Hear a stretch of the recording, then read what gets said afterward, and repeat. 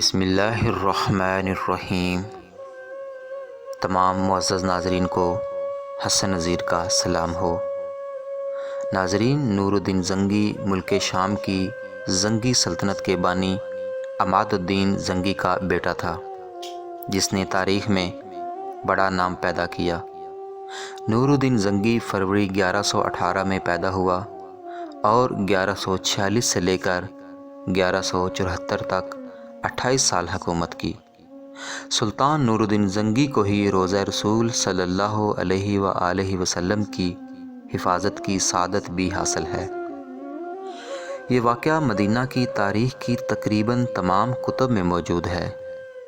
اس کا ذکر شیخ محمد عبدالحق محدث دہلوی رحمۃ اللہ علیہ نے بھی اپنی کتاب تاریخ مدینہ میں 3 بڑی سازشوں کے ساتھ کیا ہے، جس میں سے یہ واقعہ سب سے زیادہ مشہور ہے۔ واقعہ آپ کے پیش خدمت ہے، مگر اس سے پہلے نئے آنے والے معزز ناظرین سے گزارش ہے کہ اگر میری ویڈیو آپ کے علم میں اضافہ کرتی ہے تو مہربانی فرما کر چینل کو سبسکرائب کر کے بیل آئیکن کو دبا دیں۔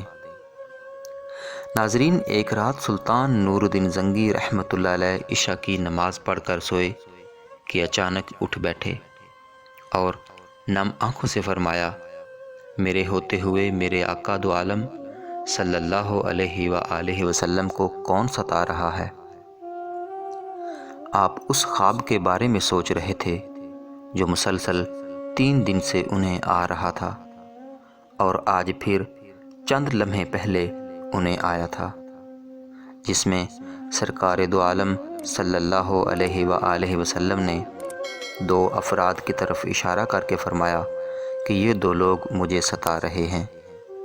اب سلطان کو قرار کہاں تھا؟ انہوں نے چند ساتھی اور سپاہی لے کر دمشق سے مدینہ جانے کا ارادہ فرمایا۔ اس وقت دمشق سے مدینہ کا راستہ 20 سے 25 دن کا تھا، مگر آپ نے بغیر آرام کیے یہ راستہ 16 دن میں طے کیا۔ مدینہ پہنچ کر آپ نے مدینہ آنے اور جانے کے تمام راستے بند کروا دیے۔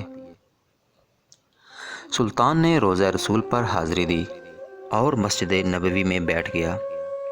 اعلان کیا کہ تمام اہل مدینہ مسجد نبوی میں پہنچ جائیں، جہاں سلطان ان میں تحفے تقسیم کرے گا۔ لوگ آتے گئے اور سلطان ہر آنے والے کو باری باری تحفہ دیتا رہا۔ اسی دوران وہ ہر شخص کو بڑے غور سے دیکھتا رہا، لیکن وہ 2 چہرے نظر نہ آئے جو اسے خواب میں 3 بار دکھائے گئے تھے۔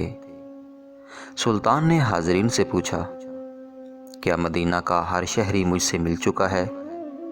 جواب ہاں میں تھا۔ سلطان نے پھر پوچھا، کیا آپ لوگوں کو یقین ہے کہ ہر شہری مجھ سے مل چکا ہے؟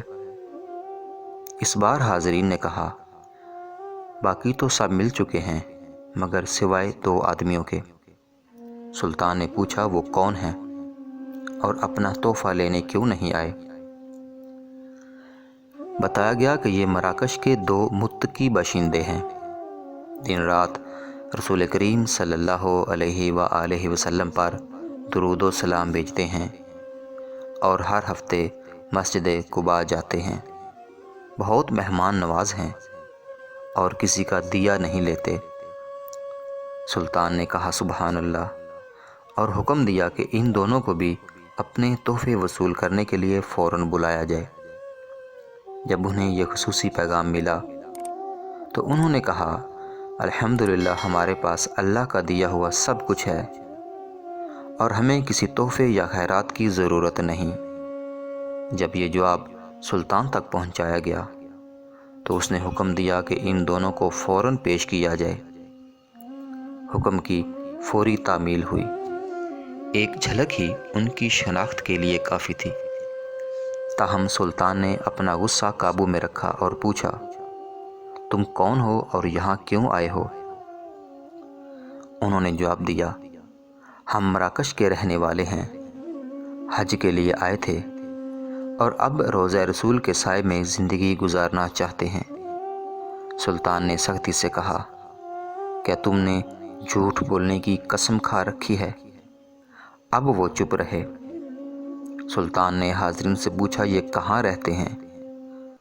بتایا گیا کہ روضہ نبوی کے بالکل نزدیک ایک مکان میں جو مسجد نبوی کی دیوار کے ساتھ تھا۔ سلطان فوراً اٹھا اور انہیں ساتھ لے کر اس مکان میں داخل ہو گیا۔ سلطان مکان میں گھومتا پھرتا رہا۔ اچانک نئے اور قیمتی سامان سے بھرے ہوئے اس مکان میں اس کی نظر فرش پر پڑی، جہاں پر ایک چٹائی پڑی ہوئی تھی۔ نظر پڑنی تھی کہ دونوں باشندوں کی ہوائیاں اڑ گئیں۔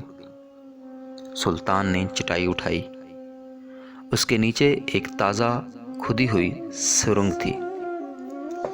آپ نے اپنے سپاہی کو سرنگ میں اترنے کا حکم دیا۔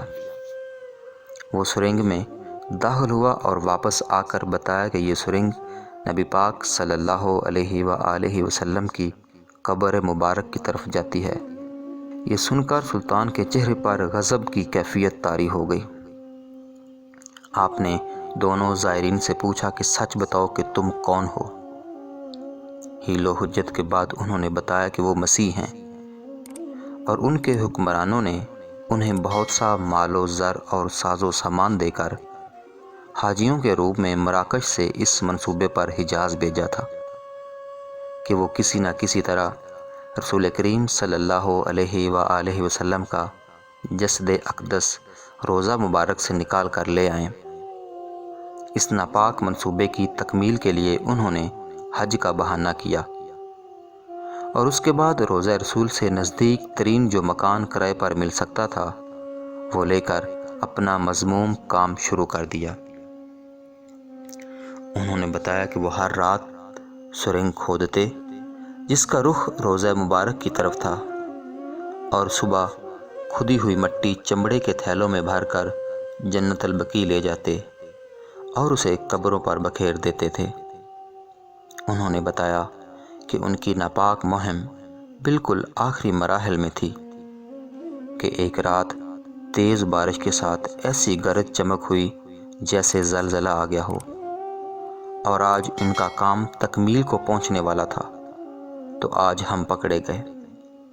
سلطان ان کی گفتگو سنتے جاتے اور روتے جاتے، اور ساتھ ہی فرماتے جاتے کہ میرا نصیب کہ پوری دنیا میں اس خدمت کے لیے اس غلام کو چنا گیا۔